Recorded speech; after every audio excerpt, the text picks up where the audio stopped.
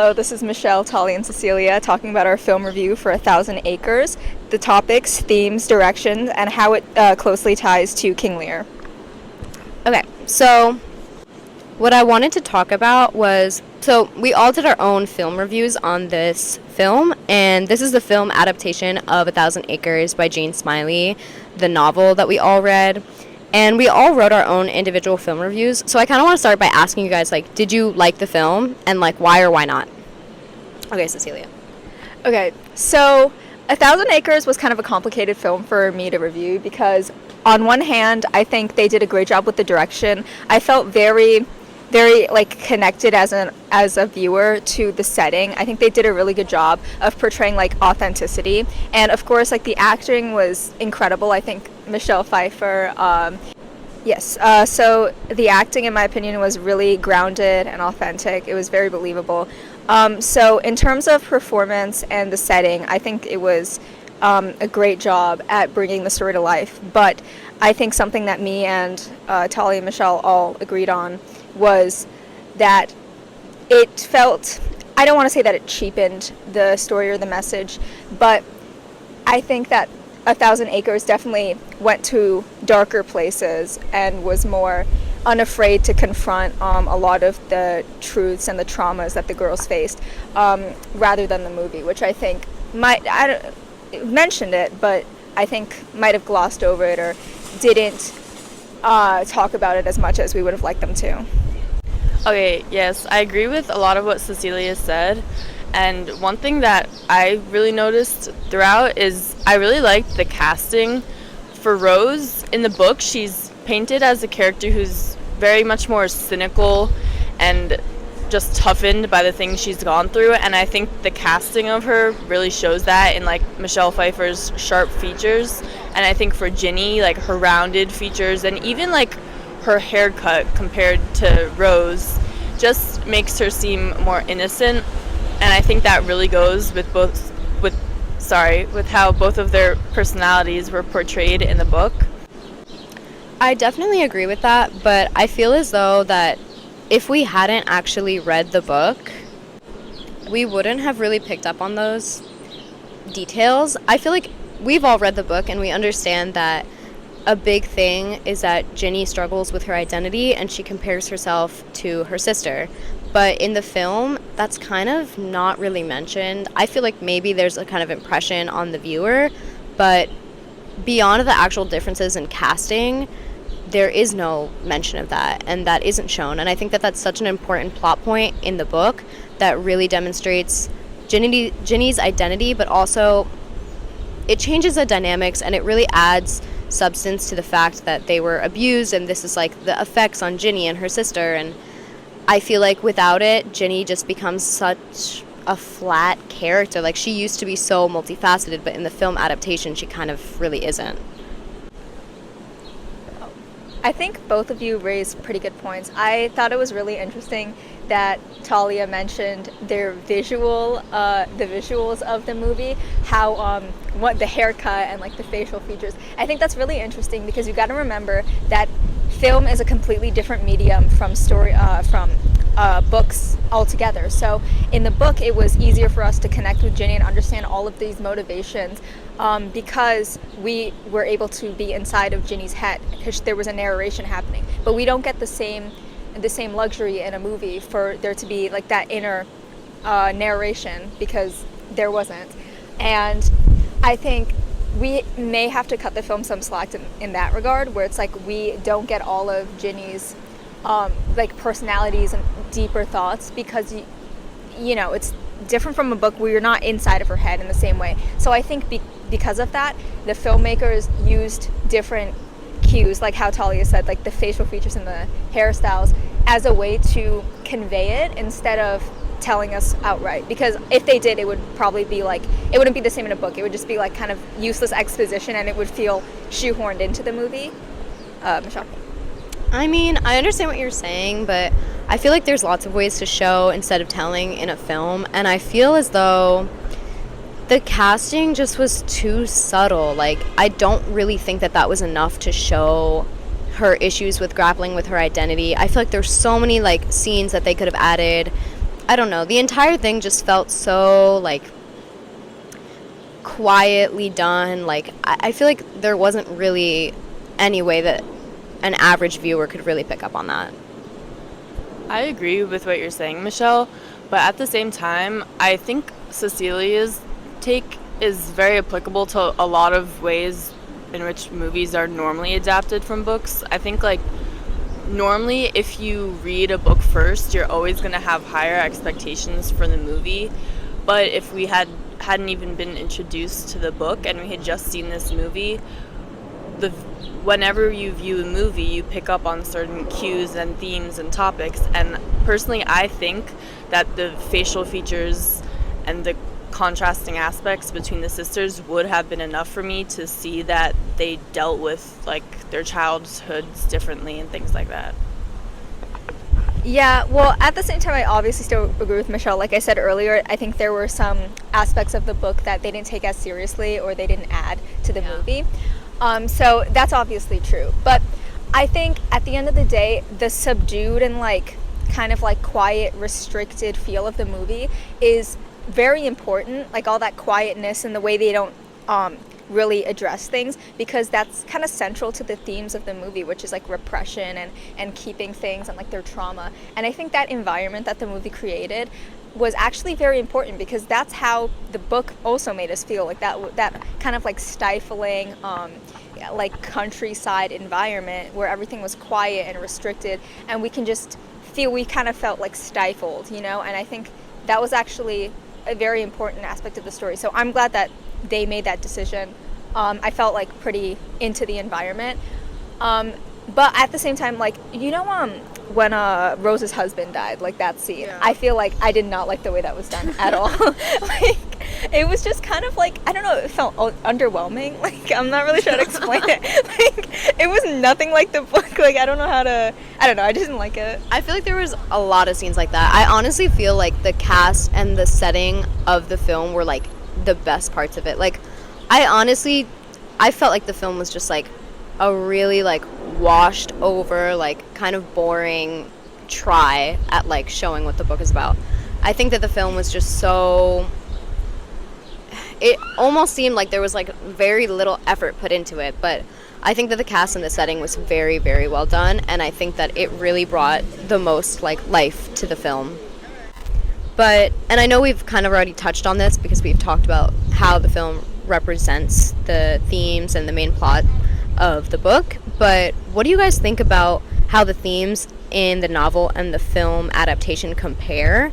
And then also, like, 1,000 Acres was done and obviously bears, like, resemblance to King Lear, and that's obviously intentional. What do you guys think about how the film compares to the story of King Lear as opposed to the book? Like, do you feel like the film kind of upholds that same resemblance that the book does? Yeah, I think in terms of being a King Lear adaptation, the movie does the same thing, because ultimately, although there's definitely some things about the movie that are different from the book, their general plot is the same, and the general plot is what makes it a King Lear adaptation, with the three sisters and one of them not agreeing with the plan. Because ultimately, although there's definitely some things about the movie that are different from the book, their general plot is the same, and the general plot is what makes it a King Lear adaptation, with the three sisters and one of them not agreeing with the plan. The general structure of the story still stays in that King Lear adaptation. So I think they do the same kind of job. I think maybe the book makes it more meaningful and deeper, because it really goes into all of these family traumas and Ginny's thoughts and how Rose feels. And, like, I think it's the book does a better job at, like, subverting the King Lear story, if that makes sense. So the whole point of the book is, like, we're getting the sister side of the story, and obviously the movie does the same job. However, as we said before, the movie kind of waters down a few of the themes. So I think that the book might have done a better job in terms of being, like, a more fulfilling, like, rewarding experience as a story. Talia? I agree. And something I also want to note is that since King Lear is a written piece of work, and 1,000 Acres, the book, is also written, I think that just automatically gives them more things to compare, and it just overall conveys the themes more similarly. So even though the movie does I think have the same general structure of like the main themes of family dynamics and other things like that. I think just like innately the book is going to be more similar because it's also written. I'd also just like to add, although it doesn't have like a lot to do with like the book versus the movie, but I think it's interesting because King Lear is a play, and so King Lear actually, I think, although it's great at characterizing and telling us about its characters, but I think A Thousand Acres, because it's a novel and not just a play, it actually does a way better job at exploring their inner emotions and thoughts. So I think that's interesting. I agree so much. And I enjoyed A Thousand Acres so much more than I did King Lear. And I mean, it definitely appeals, I think, to like younger people more because it's a much more contemporary version adaptation of King Lear. But the way that it actually went into the depths of like abuse, I feel like was so much more. It was so much more than how King Lear did, because King Lear, I feel like, I mean, there's many themes of King Lear, obviously, and there's many themes of A Thousand Acres, but I feel like one of the main, like undoubtedly one of the main themes of King Lear is power and lust for power and madness. But I think that A Thousand Acres has so much more to say about family dynamics and abuse and family conflicts. And I feel like that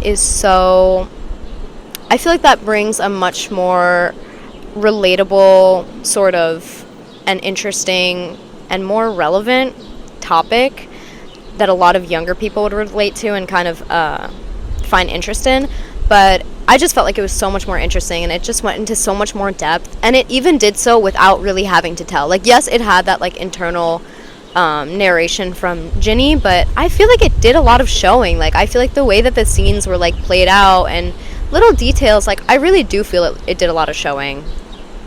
Yeah, and this goes back to the point of King Lear and A Thousand Acres and the A Thousand Acres movie all being a story told in different mediums. So, although King Lear, on paper, we may say, yes, we can tell less about the characters, you gotta remember that in a staged production of King Lear, the actor would probably sell it, because, the acting would be the one that sell it. Like, when we went to see King Lear, I think I saw a lot more emotions on the actors' faces that clued me into their internal monologue. So, it's very interesting because in every single medium, they are going to have to express the same themes in a different way. And I think A Thousand Acres, yes. I think I like the themes of A Thousand Acres more, like the girls' repressed trauma and stuff.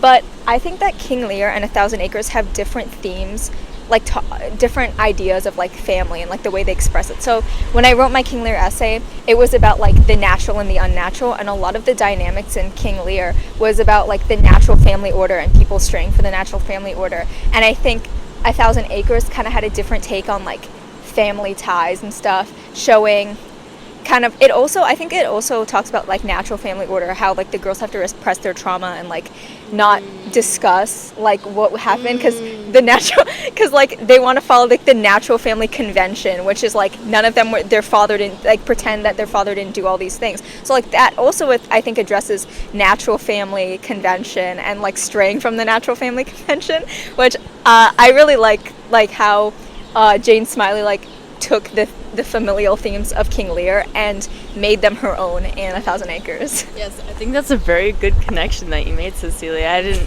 think about that before. Yeah. I also want to ask you guys, like, how does the characterization of the main characters, like, such as Ginny, like, Rose, Caroline, and even Larry, like, how do they compare in the book and the film adaptation? And then also, how do they compare to, like, their King Lear equivalents? Like, more just, like, the actual characterization. Yeah, I kind of wish that we saw more of Larry in the movie. I mean, he wasn't that prominent of... Yeah, he wasn't that prominent of a person in the movies. I mean, he was prominent, but like he wasn't in physically in any of the scenes. But I feel like even like the very little time he had in the book was cut out more in the movie. I honestly feel like that might be on purpose. Like, at first I was like, yeah, like, his name was, like, on every page in the book, but he, like, wasn't even in the movie. Like, what's up with that? But honestly, I feel like that might be on purpose. And I feel like that honestly might go to show, like, how your family, like, all the trauma and everything that you've endured kind of stays with you even after it's done physically. And I feel like he wasn't in every scene, but his presence was, like, the effects of what he did was in every scene, and his entire character had effects on all the other characters. Like, it was so obvious, and that was in every scene, even though he physically wasn't. I agree. And I also want to talk about Caroline because right off the bat, I just noticed how much more present she was in the movie than compared to the book. And I think that was done on purpose because, as we said earlier, the movie is more focused on the dynamic between the sisters. And I think that, like, there was this one scene in the beginning when the entire family was at the farm and Caroline was present.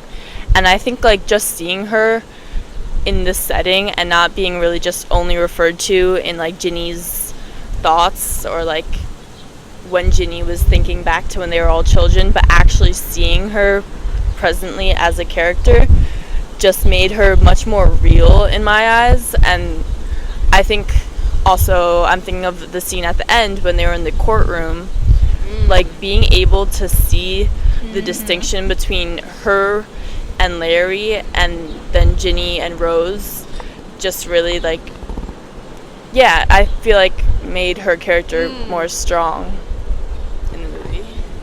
Yeah.